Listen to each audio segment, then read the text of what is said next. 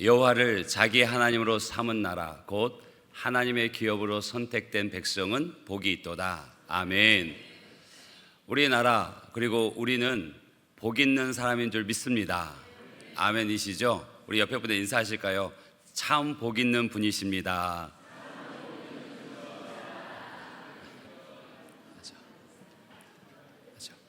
여호와를 나의 하나님, 우리의 하나님으로 삼은 나라, 또 하나님께로부터 선택받은 그 개인과 그 민족은 복 있는 민족인 줄 믿습니다.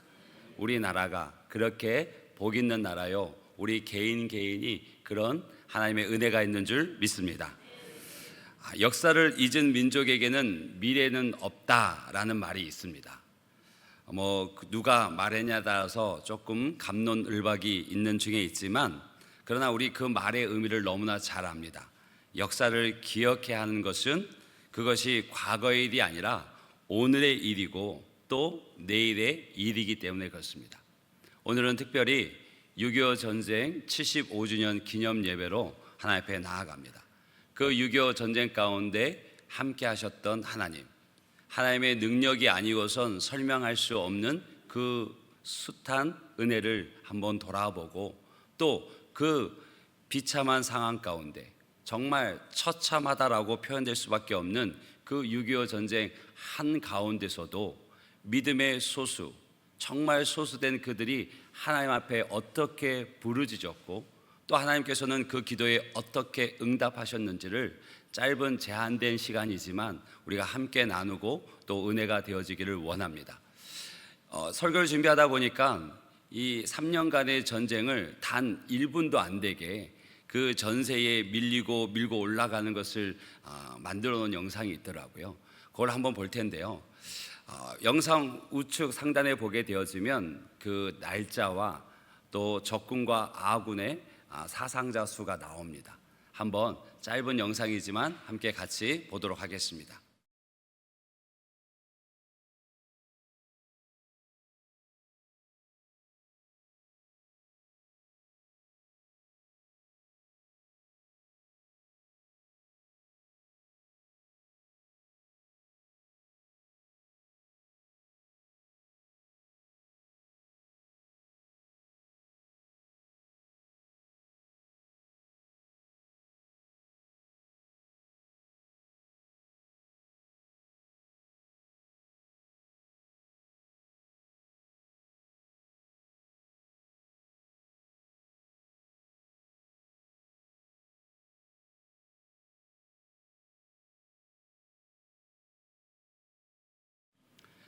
아, 3년의 그 치열했던 전투와 전쟁이 단 1분도 안 되게 정리가 되어지는데, 여러분, 올해가 6.25 전쟁이 발발한 지 75년 되는 해입니다.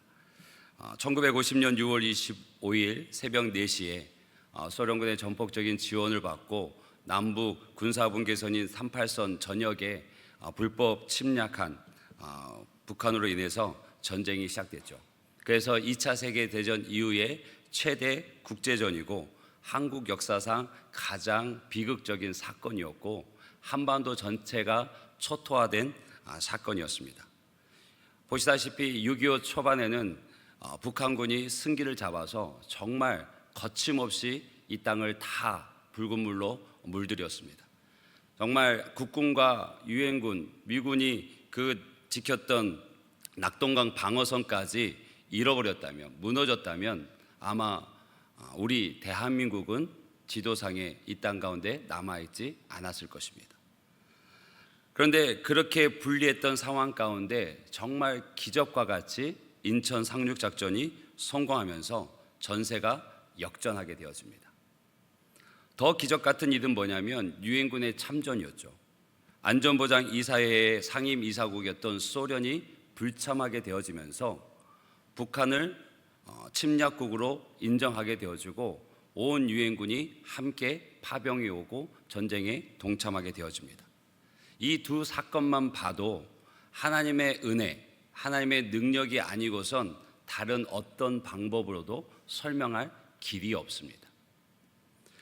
그렇게 전쟁이 일어나고 정전협정이 이루어지기까지 정전협정이 1953년 7월 27일이니까 한 3년 이상의 시간을 이 땅은 전쟁으로 고통을 알아야 했습니다.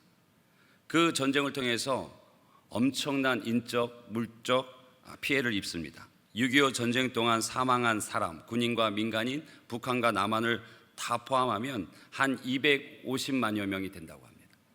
또 전쟁 미망인이 20만여 명, 전쟁 고아가 10만 명 이상, 그리고 1000만 명이 넘는 이산 가족이 생겨나게 되고요. 500만 명이 난민이 되어지게 됩니다. 전 국토의 국가 기반 시설은 다 파괴되어집니다. 어떻게 보면 되돌릴 수 없는 처참한 지경까지 무너집니다. 이 속에 6.25 전쟁 동안 한국교회가 입은 피해도 매우 큽니다. 수많은 교육자들과 성도들이 순교를 당했고요. 또 북으로 끌려갔고요. 교회는 불탔습니다. 그때 1952년 당시 교회가 세계교회협의회 보고한 자료에 따르면 남한에 있는 파괴된 교회 수가 973개, 북한은 1000여 개 이상 된다고 보고가 되어집니다. 이때 북한 인민군에게 체포된 교육자가 1000명이 넘고요. 그런 신앙 때문에 전쟁 중에 죽은 성도들이 3, 4만 명에 달하게 되었습니다. 우리 진주시가 34만이라니까 그 피해의 사상자를 수를 보면 얼마나 컸는지를 알 수가 있습니다. 그렇게 참혹한 피해와 더불어서 분단의 아픔을 안고 전쟁이 끝났습니다. 그런데 완전히 끝난 게 아니라 휴전 상태입니다. 전쟁이 잠시 쉬고 있는 중에 있습니다. 어제의 역사보다 오늘의 역사가 더 낫기를 원한다면, 또 오늘이 내일의 역사를 더 희망하고 있다면 우리는 이 6.25 전쟁을 기억해야 합니다. 그 무자비한 학살, 참혹한 전쟁으로 희생된 무고한 이들의 고통을 반드시 기억해야 됩니다. 이것을 기억투쟁이라고 말합니다. 북한 공산당의 침략으로 인해서 찢긴 국토, 그리고 민족의 상처를 잊지 않기 위해서는 우리는 노력해야 됩니다. 투쟁하듯이 기억해야 되고, 그것을 반드시 기억해야만, 그리고 그 기억을 물려줘야만 똑같은 일을 반복하지 않습니다. 예루살렘에 보면 홀로코스트 박물관 야드 바셈이 있습니다. 홀로코스트는 여러분이 익히 잘 알다시피 2차 세계대전에 독일의 나치군에 의해서 유대인들이 한 600만 명이 정말 무참하게 실험의 대상이 되어지고 가스실에서 죽어간 그들을 기억하기 위해서, 그들을 잊지 않기 위해서 세운 박물관이 야드 바셈입니다. 야드라는 말은 기억, 기념이라는 뜻이고요. 바셈은 이름입니다. 그래서 그때 당시 죽었던, 학살되었던 유대인들의 유품, 사진, 기록들을 보관하고 있습니다. 우리나라로 얘기하면 전쟁 기념관 정도 될까요? 그런데 그 마지막 출구에 이런 문구가 적혀 있습니다. 기억은 우리를 자유롭게 하나 망각은 우리를 다시 포로로 만든다. 75년 전에 일어났던 6.25 전쟁, 그때 학도병으로 중학생들이 참여하고 고등학생들이 참여하고 군인이라 해야 20대 초반의 그 젊은 청년들이었죠. 그들이 75년의 세월이 지나니 이제는 생존해 계신 분이 그리 많지 않습니다. 이제는 6.25를 겪은 사람보다 겪지 않은 사람이 훨씬 많습니다. 한국 국민의 80% 이상이 6.25 전쟁의 참상을 겪어보지 못한 전후 세대입니다. 이런 상황 속에서 안보를 잊고 있습니다. 특별히 젊은 세대로부터 그 안보에 대한 의식은 참으로 심각할 정도로 없습니다. 그런데 그리스도인들은 이 과거 역사 속에서 기억해야 됩니다. 하나님의 섭리를 기억해야 되고 구원의 은혜를 기억해야 되고 그날이 다시 반복되지 않기를 무릎 꿇고 기도해야 될 줄로 믿습니다. 그리고 이것을 전달해야 됩니다.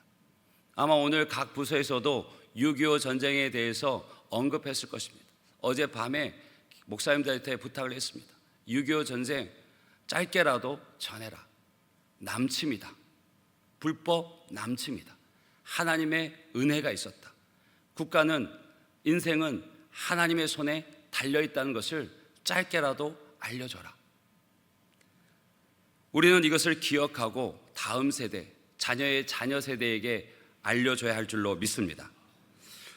오늘 우리가 함께 읽은 역대하 14장을 보면요, 한 나라의 운명이 어디에 달려있는지를 분명하게 깨닫게 해줍니다.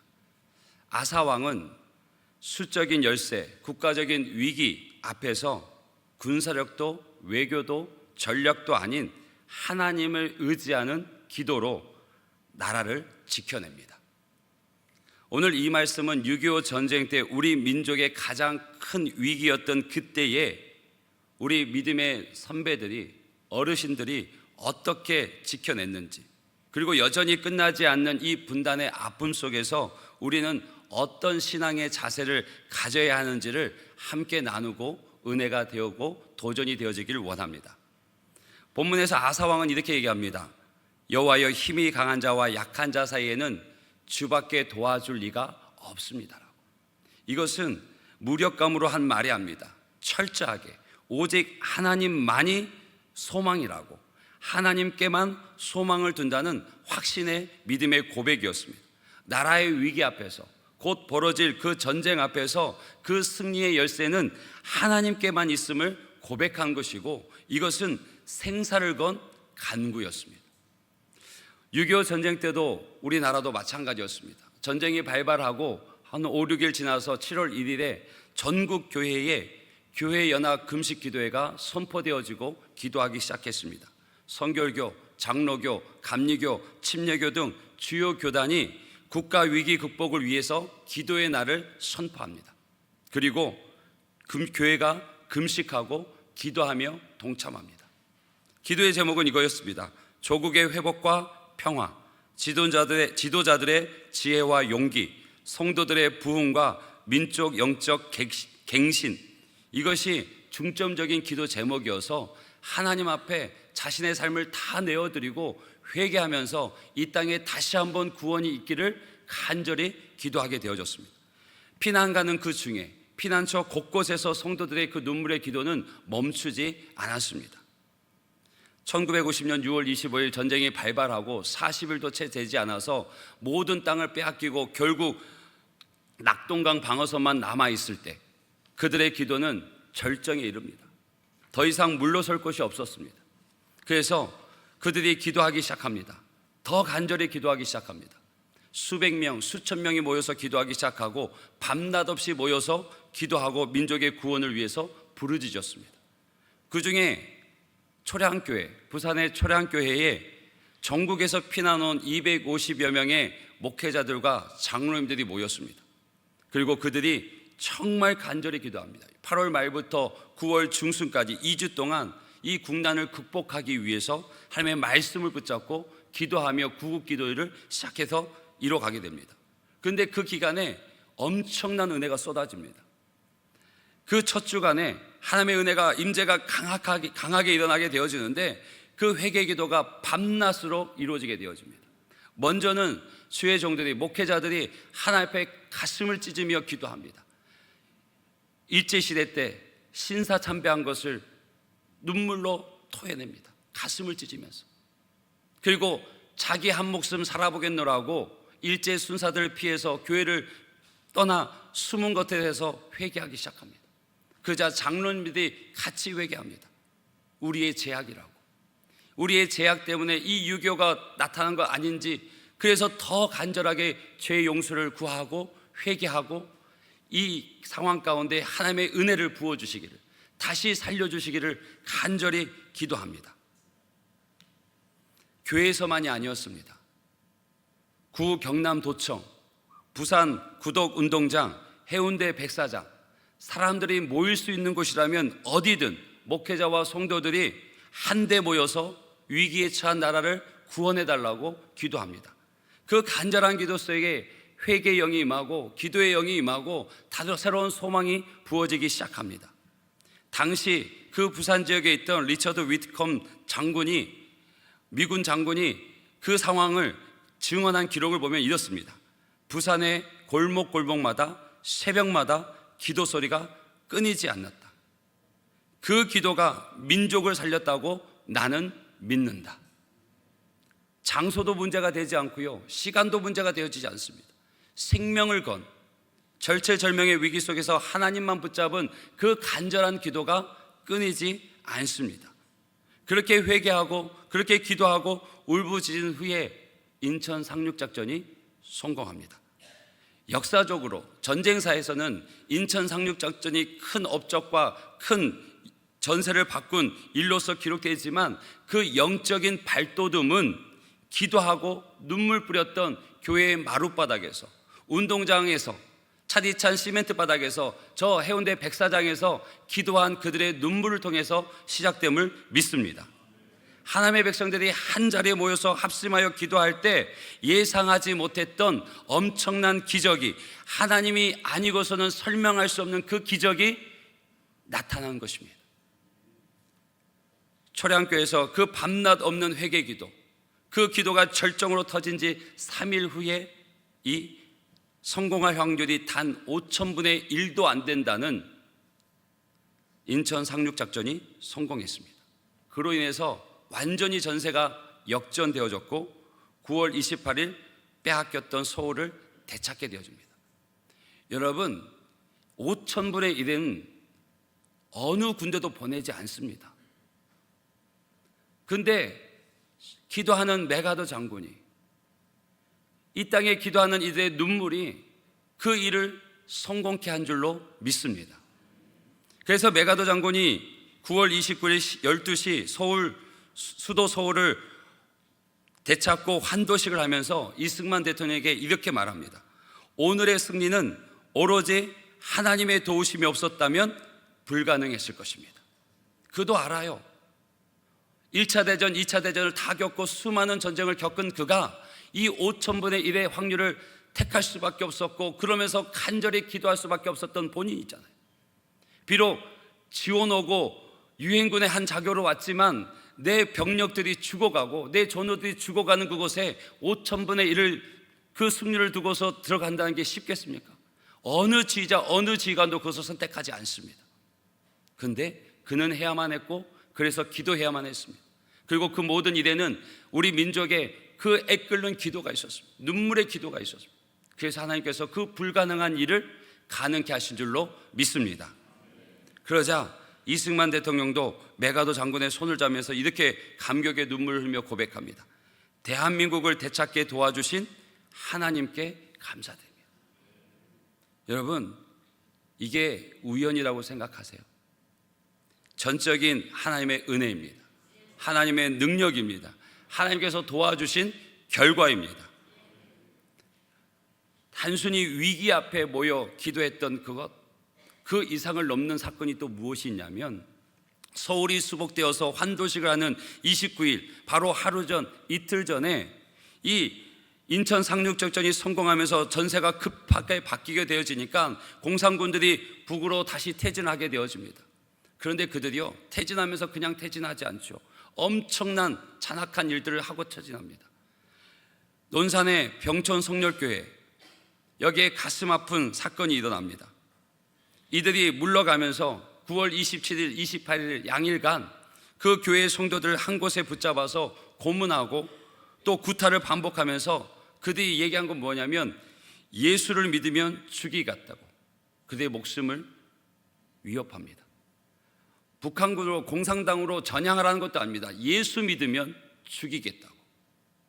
그런데요, 자신들의 그 목숨이 위태로운 그 순간에 그 병천 성결교회 모든 성도들이 누구도 예수님을 부인하지 않습니다. 믿음을 포기하지 않습니다. 그 중에 한 집사님, 여집사님이 계십니다. 정수일 집사님이라고, 당시 31살이었습니다. 그 죽음이 눈앞에 있는데 그 두려운 상황 속에서도 그 집사님은 그 공산군들을 향해서 이렇게 얘기합니다. 공산군은, 이 전쟁은 반드시 패전합니다. 이제 회개하고 예수 그리스도를 믿고 구원을 받아야 합니다고 복음을 전합니다. 공산군들이 이제 이성을 잃습니다. 몽둥이와 삽, 괭이, 죽창들 들고 성도들을 무자비하게 구타하고 반초죽음을 만듭니다. 여전히 생명은 있는데 구덩이를 파고 그대로 산채로 매장해버립니다. 정수일 집사님도 그때 순교합니다. 나중에 증언해 보면 그 순교하기 전 그가 하늘 향해 손을 들고 내 영혼을 받아 주옵소서라고 기도하고 죽었다 합니다. 더 안타까운 건 후일 그 집단 매장된 곳에서 발견된 이 정 집사님, 그가 만삭의 몸이었습니다. 그리고 두 팔로는 자신의 막내 아들을 안고 있었습니다. 그런데 믿음을 포기하지 않습니다. 예수님을 부인하지 않습니다. 그렇게 병천교회 성도 74명 중에 66명이 함께 순교의 길을 갔습니다. 941승으로 산 어린이 3명, 장년 신자 5명이 가까스로 살아남습니다. 그들이요, 그 생존자들이 어떻게 다짐하며 살았냐면 살아있는 순교자로 살아가겠다. 그 다짐과 결단으로 병천 성결교회를 다시 재건합니다. 그리고 그 순교의 사건을 증언합니다. 이 일들이 또 전국의 교회를 향해서 모든 이들 가운데 전파되어지고 다시 마지막 전쟁이 끝나기까지 구국을 위한 기도가 멈추지 않는 미랄이 되어집니다. 불씨가 되어집니다. 그래서 온 땅이 위기 가운데 하나님 앞에 회개하고 하나님의 구원을 부르짖는 그 소리가 천지를 흔들게 되어집니다. 오늘 아사왕, 그런 전쟁의 위협 가운데 있습니다. 군사적인 열세가 있고요, 그 전쟁의 승패를 가늠할 수 없는 그 가운데 그는 11절과 같이 기도합니다. 아사가 그의 하나님 여호와께 부르짖어 이르되, 전쟁의 승패가 하나님께 있음을, 하나님께 그 능력이 있음을 믿고 간절히 소리 높여 부르짖습니다. 아사에게 배울 수 있는 것은 무엇입니까? 위기 속에서 마지막 수단으로 기도하는 것이 아니고요, 첫 번째 반응이 기도였습니다. 또 여호와여, 힘이 강한 자와 약한 자 사이에는 주밖에 도와줄 리가 없습니다라고 고백합니다. 주님 외에는 도울 자가 없습니다라는 뜻이죠. 그런데요, 이것은요, 주님께서 우리와 함께 하시면, 나와 함께 하시면 다른 돕는 자가, 다른 도움의 손길이 필요 없습니다라는 뜻도 됩니다. 인간의 힘의 많고 적음이 그 문제의 해결이 아니라 하나님 앞에서는 그 어떤 인간의 노력도 힘도 아무 의미가 없음을 고백하는 거죠. 도우심은 오직 하나님께 달려있음을 아사왕은 고백하는 겁니다. 우리 하나님 여호와여, 우리를 도우소서, 단순히 지원을 의미하는 게 아닙니다. 생사를 건 간구였습니다. 하나님의 개입 없이는 구원의 길이 없음을 고백하며 기도한 겁니다. 위기 속에서 생명을 건 기도였습니다. 여러분, 우리가 개인의 문제 앞에서, 어려움 앞에서 어떻게 기도하십니까? 생명을 건 기도가 하나님 앞에 올려지고 있습니까? 아니면 많은 방법 중에 하나로 하나님께 부르짖고 있습니까? 아사왕은 하나님뿐이었습니다. 하나님 방법 외에는 아무 방법이 없었습니다.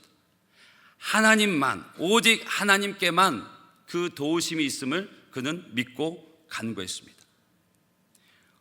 우리 하나님 여호와여, 우리를 도우소서, 그 기도가 그를 이끌어 갑니다. 우리가 주를 의지하오며 주의 이름을 의탁하옵고 이 많은 무리를 치러 왔나이다. 의지하다는 이 말은요, 그 한순간이 아닙니다. 지속적으로 신뢰하고 위탁하는 것을 의미합니다. 아사왕은요, 자기 군대를 의지하지 않았습니다. 군사력을 의지하지 않습니다. 전쟁의 시작부터 하나님께 맡기고 나아갑니다. 모든 문제의 싸움 앞에서 하나님의 이름을 의지하고 나아갑니다. 그 이름에 능력이 있음을 믿고 나아갑니다. 마지막 이렇게 기도합니다. 여호와여, 주는 우리 하나님이시오니, 우리 하나님이시오니 원하건대 사람이 주를 이기지 못하게 하옵소서. 하나님의 이름과 명예가 걸린 전쟁이라고 말하는 거죠. 주님은 우리의 주님이시니 이 전쟁 가운데 주의 이름을 위하여 그 승리의 손을 우리에게 펼쳐 주십시오. 주의 얼굴을 우리에게 보여 주십시오라고 얘기하는 거죠. 여러분의 자녀가 부르짖을 때 그 자녀는 때론 내 마음에 들지 않을 때 있습니다. 아이고 하고 각 지업하고 싶을 때도 있죠. 그런데 그 아들이 아버지의 이름 부르고 엄마의 이름 부르고 달려올 때 그 아들, 그 자녀를 품지 않을 부모는 없습니다. 동일합니다. 6.25 전쟁 끝나는 것이 아닙니다. 휴전 중일 뿐입니다. 여전히 분단의 현실 속에서 우리 살아가고 있고요. 그 군사적 위기는 더 높아지고 있습니다. 세계 곳곳에서 전쟁의 소식이 들려집니다. 이라크, 우크라이나와 또 러시아, 이스라엘 내의 전쟁, 또 지금 이란과의 전쟁, 대만을 두고 중국과 미국의 대립. 그러면 우리는 어떨까요? 전쟁의 위협 여전히 높은 나라, 아니 가장 높은 나라입니다. 6.25 이후에도요, 제가 선명하게 기억하는 것만 해도 북한의 도발은 많았습니다. 96년도에 강릉 무장 도발이 있었죠. 99년에 연평도 1차 연평해전이 있었습니다. 2002년에 2차 연평해전이 있었죠. 2010년에는요 연평도 포격전이 있었습니다. 작년에는요 오물투척 사건, GPS 교란 사건, 지금도 다 뉴스에 나오지 않지만 수시로 미사일 핵실험, 탄도미사일 시험 발사 엄청나지 않습니까? 그것을 우리는 눈에 보고 있어요. 그런데요, 아이러니한 것은 세계의 나라들은 우리나라를 걱정하고 염려하고 어떡하나 하는데 정작 그 안에 살고 있는 우리나라는 전쟁 안 일어나 라고 생각하고 믿어요. 그 근거가 어디 있을까요? 그 근거가, 저는 근거가 없다고 봐요. 우리나라는요 휴전 중이에요. 도발이 계속 있어서 우리 젊은 청년들이 죽어가요. 생떼 같은 그 청년들이. 그런데 잊어요. 그냥 삶에 불편한 것이 더 싫지 그것을 기억하는 것을 관심을 두지 않아요. 이게 우리나라 현실이거든요. 여러분, 우리나라의 안보의식이 위기 가운데 있습니다. 우리 청년들 군대 군복무도 하지만 정말 군생활하면서 전쟁이 일어날 거라고 생각하는 군인들이 얼마 될까요? 별로 없어요. 어떻게 하면 이 1년 6개월 빨리 끝날까? 그 생각해요. 부모님 세대의 그 군대에 있을 때하고는 또 다릅니다. 여러분, 진짜 나라와 민족을 위해 기도해야 될 때인 줄 믿습니다. 나라를 지키는 것, 나라의 흥망성쇠는요 군사력도 경제력도 외교력도 아닙니다. 하나님 손에 있음을 믿습니다. 시편 127편 1절을 한번 같이 읽어볼까요? 같이 읽겠습니다. 시작. 여호와께서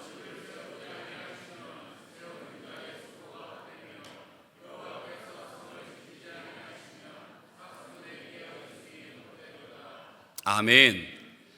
집을 세우는 자의 수고가 있어야 합니다. 그리고 성을 지키는 파수꾼의 깨어있음이 있어야 합니다. 그런데 그 가운데 하나님이 계시지 않으면 그 수고와 그 깨어있음이 헛됩니다. 그 수고와 깨어있음 속에 하나님이 함께 하실 때 보람이 되어지고 열매가 맺힙니다. 우리가 경제력도 군사력도 외교력도 높이고 확고히 해야 되지만 하나님이 함께 하시지 않으면 아무 소용이 없다는 거예요. 헛되다라고 얘기합니다. 바람을 잡는 것과 같은 것이 헛된 겁니다. 우리가 싸우는 것, 그것을 의지할 수 없습니다. 그것을 아는 이들이 여러분과 저입니다. 그런 이들이 그리스도인인 줄 믿습니다. 나라와 민족을 위해서 기도해 주십시오. 또 하나, 이런 무력 전쟁 외에도 우리나라를 보면 영적인 위기 가운데 있습니다. 나라는 사분오열되어져 있죠. 세대 간에, 지역 간에, 이념 간에 그 감정의 골은 깊어져서 말조차 꺼내기 힘듭니다. 여러분, 가정 안에서 자녀들과 부부 사이에 정치 얘기 하십니까? 안 하죠. 안 합니다. 나라를 위한 이야기도 못 합니다. 영적으로는 얼마나 어두운데요.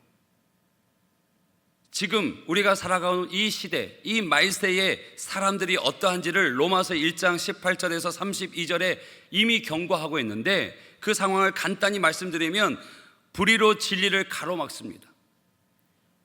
경건하지 않고요, 하나님을 알되 하나님을 영화롭게도 하지 않고 감사하지도 않습니다. 정욕대로 살고 서로의 몸을 욕되게 하고 마음에 하나님 두기를 싫어합니다. 그게 요즘이에요. 오늘날 우리가 살아가고 있는 시대예요. 우리나라도 더 이상 마약 청정국이 아니죠. 육상, 해상, 항공 어디로든 마약이 밀반입되고 있습니다. 그래서 초등학교 앞에서, 학원가 앞에서 그 마약이 시음되고 있잖아요. 온라인에서 유통되고 있습니다. 세계 최초의 신종 마약이 유통되고 있는 상황이 우리나라의 현실입니다. 안전하십니까? 평등이라는 이름으로, 인권이라는 이름으로, 양질의 교육이라는 이름으로 유치원생, 초등학생, 중고등학생 그 아이들에게 동성애, 낙태행위, 동성결혼 합법화, 포괄적 차별금지법, 대학 내에서 퀴어 영화제, 퀴어 축제, 하나님의 창조 원리를 정면으로 거부하고 막아서고 있습니다. 그런데 그 시도가, 그 노력이 멈추지 않습니다. 집요합니다. 지혜롭기까지 합니다. 이름을 바꿔가면서, 때를 살펴가면서 기다리고 시도하고, 그것을 반대하면 또 엄청난 팬덤을 형성해서 공격하고, 믿음을 지킬 수 없는 시대가 지금 영적 위기 시대입니다. 우리가 살아가는 세상이 이렇습니다. 저 멀리 있는 나라가 아니라 우리나라입니다. 우리나라. 우리 자녀들이 살아가는 나라, 우리 자녀의 자녀들이 살아갈 나라가 지금 이 모습입니다. 짧게 말씀드렸지만, 여러분, 복음에는 국경이 없습니다. 그러나 그리스도인에게는 각자의 조국이 있습니다. 조국에는요, 신앙과 무관하지 않습니다. 동서고금을 막론하고 믿음의 사람들은 이 땅 위에 사는 날 동안 자신이 태어나고 자신이 밟고 있는 그들의 조국을 사랑하고 민족을 사랑하는 이들이 그리스도인이었습니다. 모세, 다윗, 이사야, 에스더, 느헤미야, 예레미야 모두가 그 민족을 사랑했습니다. 바울도 그렇죠. 바울은 이방인에게 복음을 전하는 사도로 택함 받았지만 그의 마음 가운데는 유대인을 향한 국률의 마음이, 안타까움이 항상 있었습니다. 그 유대인들이 자기는 핍박했거든요. 믿음이 다르다고, 신앙이 다르다고 늘 핍박하고 어떻게 해서든 죽이려고, 어떻게 해서든 그를 해하려고, 그 입을 멈추려고 했지만, 그럼에도 유대인을 향한 그 안타까운 마음이 있어서 큰 근심, 그치지 않는 고통이라고 말했던 이가 바울이었습니다. 로마서 9장 3절 보면 이렇게 얘기합니다. 나의 형제 중 고륙의 친척을 위하여 내 자신이 저주를 받아 그리스도에게서 끊어질지라도 원하는 바로다. 자신이 저주를 받아도 우리 민족이 하나님을 예배하기를 원한다고, 참된 복음 가운데 서기를 원한다고 얘기했던 이가 바울이고요, 모세도 타락한 이스라엘 민족, 그를 위해서 생명을 내 겁니다. 하나님께서 그들을 저주하셨을까요? 아니요. 그들 마음을 사랑하셨습니다. 기뻐하셨습니다. 그런 일을 찾으셨습니다. 정말 나라와 민족을 위해서 그렇게 통회하며 자신의 것을 다 내어놓고 기도할 수 있는 사람을 찾으셨고, 그 사람을 통해서 그 민족을 다시 세우셨고 하나님 방법으로 쓰셨습니다. 그리스도인들, 오늘 이 시대를 살아가고 있는 저와 여러분들에게 하나님께서 부르시는 이유입니다. 우리가 살고 있는 진주 땅 위에 기도해야 됩니다. 이 나라, 이 민족을 위해서 기도해야 됩니다. 영적인 위기 가운데 위기를 알지 못하는 이 우둔한 믿음의 사람들을 위해서도 기도해야 되고요, 안보의 위협 가운데 있는데도 평안하다, 안전하다는 말에 속아 있는 이 땅을 위해서도 기도해야 됩니다. 하나님 없이는 집을 세우는 자의 수고도 헛되고요, 깨어서 성을 지키는 자의 그 수고도 헛됩니다. 그래서 이 나라의 민족의, 이 민족의 미래가 우리에게 있다라고 얘기하는 것은, 우리가 기도할 때, 하나님만 의지하고 하나님 앞에 부르짖어 기도할 때 이 나라에 미래가 있습니다. 이 나라에 평화가 있습니다. 이 나라에 평안이 있습니다. 이 나라에 미래가 있습니다. 하나님 손에 달려 있습니다. 우리 옆에 분들 인사하실까요? 이 나라, 이 민족의 미래가 내게 있습니다.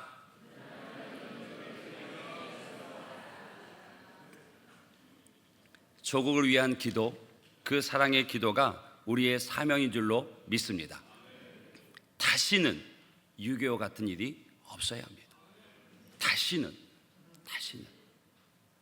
이제는 전쟁을 모릅니다. 저도 모릅니다. 전후 세대입니다. 그런데 되어지는 일들만 봐도 안전하지 않은 나라임은 우리는 잘 압니다. 기도하는 저와 여러분이 되길 주님으로 축복합니다.